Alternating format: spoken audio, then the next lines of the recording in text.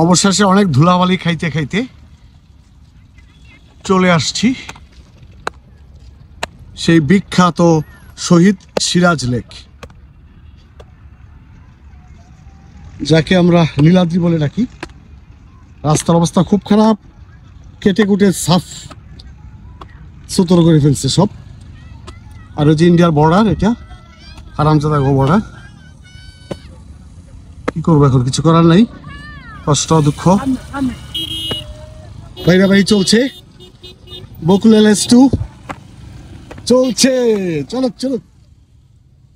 এই যে অবস্থা, আমাদের কন্ডিশন শেষ। এই যে বাইকের অবস্থা দেখেন, এটা হলো বকুলের বাইক।